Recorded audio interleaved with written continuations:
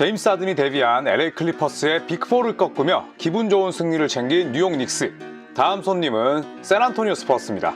비록 인디애나 원정에서 동부의 천재 타이리스 할리버튼에게 된통당한 샌안토니이긴 하지만 스퍼스가 백투백이었다는 점, 뉴욕과 샌안토니오의 현재 성적이 3승 4패로 똑같다는 점을 감안한다면 치열한 승부를 예상할 수밖에 없는데요. 농구 인사이드에서 선정한 핵심 포인트는 다음과 같습니다. 제일런 브런슨, RJ 베럿, 줄리어스 랜들로 이어지는 뉴욕의 왼손잡이 트리오가 전개하는 외곽 오펜스, 샌안토니오의 높이를 앞세운 공격 가운데 우위를 점하는 쪽은 어디일까?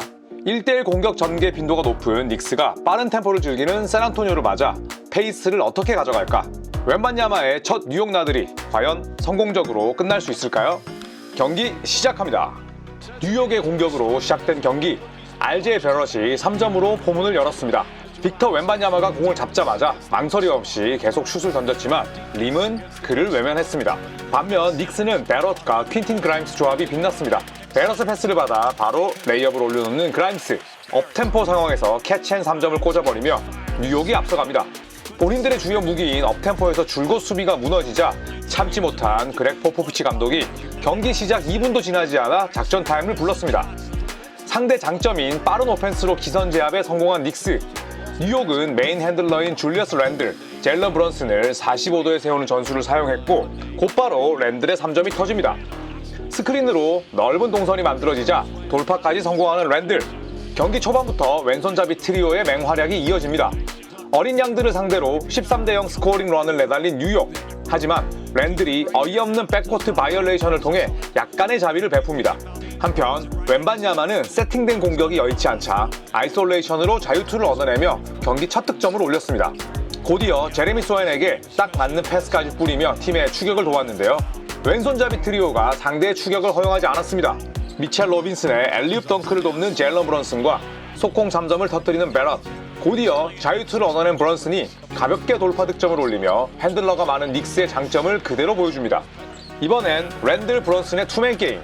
수비가 둘에게 몰린 사이 골밑에 있던 로빈슨에게 패스가 향했고 로빈슨은 가볍게 자유투를 얻어내며 격차를 15점으로 벌립니다.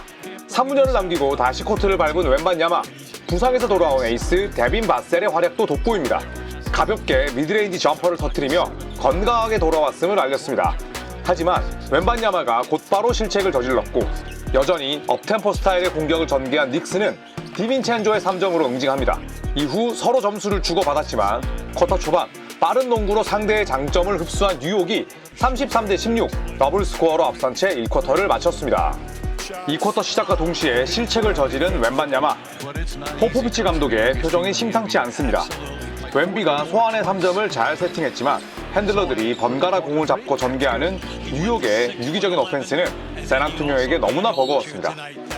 샌안토니오 외곽포가 완전히 고장난 사이 뉴욕은 퀴클리의 이름값하는 재빠른 드라이브로 더블 스코어 격차를 유지합니다. 이대로라면 인디애나 페이서스전 가비지 대패의 악몽이 떠오를 수밖에 없는 상황. 포포비치 감독은 야투를 단 한 개도 넣지 못한 웬반야마를 벤치에 앉혔습니다.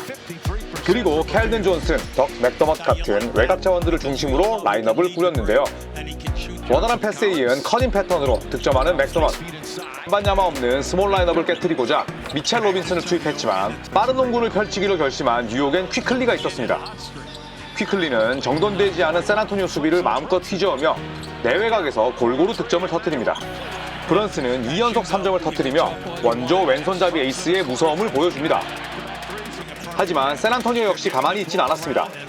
결국 샌안토니오는 소환이 2쿼터 막판 3점을 꽂으며 전반을 마무리합니다. 미약하지만 확실히 반등한 샌안토니오가 간격을 줄인 채 라커룸으로 향했습니다. 3쿼터에도 뉴욕발 왼손잡이 행진은 계속됐습니다. 유려한 패스에 이은 베럿의 3점에 이어 브런슨의 풀업도 가볍게 림으로 꽂힙니다. 2쿼터 막판 추격이 무색하게 끌려다니는 샌안토니오. 포포비치 감독은 다시 한번 타임아웃을 요청합니다. 하지만 작전 시간 이후에도 바뀐 점은 없었습니다.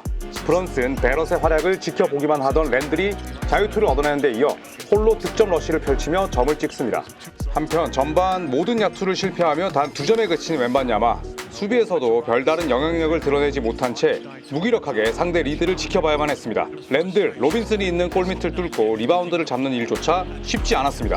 포포비치 감독은 존재감이 전혀 없는 루키를 벤치로 불러들이며 다시 한번 스몰 라인업을 가동합니다.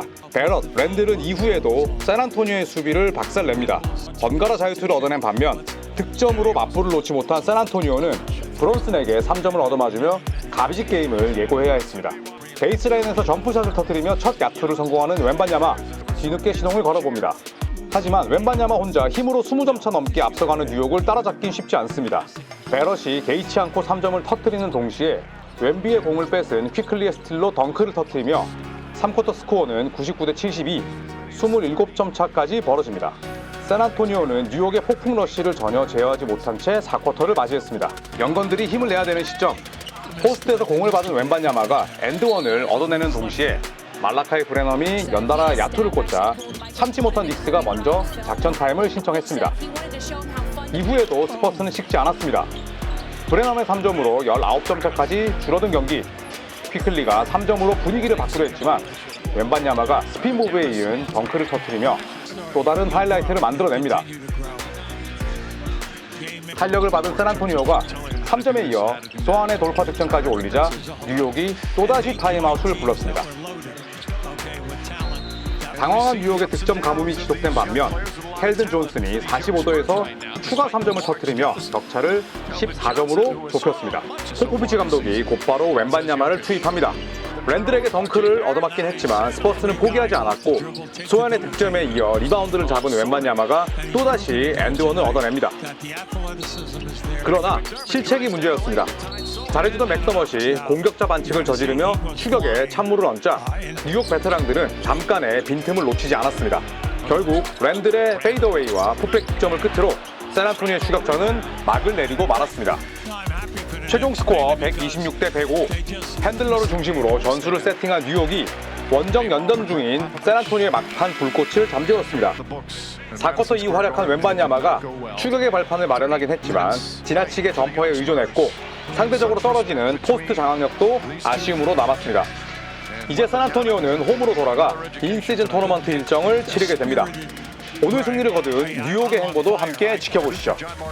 그럼 저희는 또 다른 리뷰로 찾아오겠습니다. 고맙습니다.